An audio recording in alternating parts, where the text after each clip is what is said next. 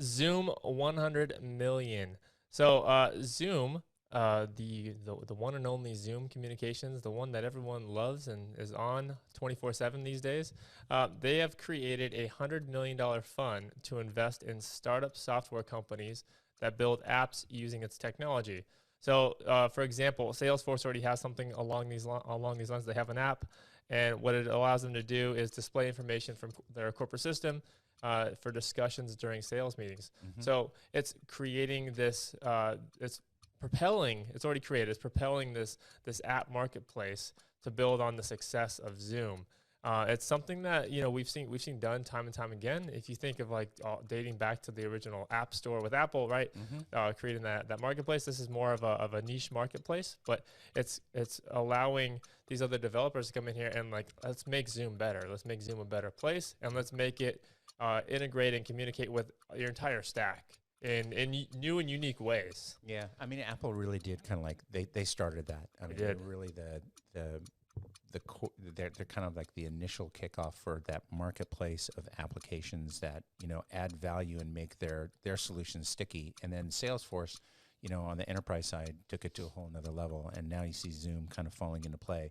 And you can see that they're essentially creating an incubator, an accelerator, with being able to fund these companies that are going to drive Zoom apps.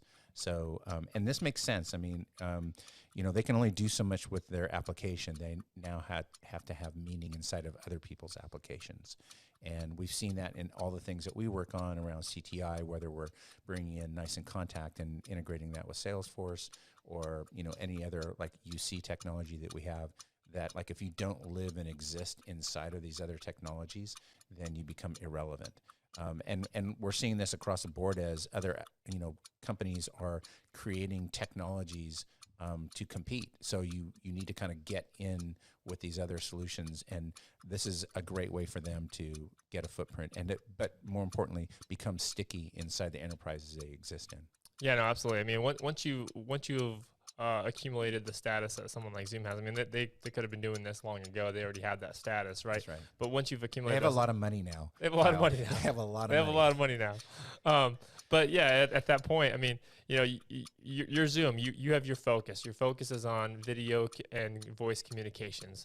It doesn't make sense for you to be developing this stuff on your own, but it does make sense for you to enable others to develop on that, to make your program better, to make your program work in different workflows in different industries, with different types of customers and unlimited use cases, right? Oh, sure.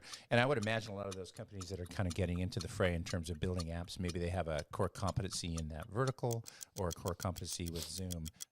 They'll be acquisition targets for Zoom. Yeah, and we mentioned Apple a lot. Today is Apple Day, so is it really? Immediately following our show, good thing we're not competing with them, immediately following our show, Apple has their conference today. New iPads, maybe? Now, that's not to say you're going to wake up one day and say, we've arrived, we've adapted. It's a constant struggle and a constant battle to continuously adapt. We've adapted. We're there. Yeah, that doesn't exist. Well, there's a great saying that kind of builds on what you just mentioned, which is how do you open up a small business? You open up a big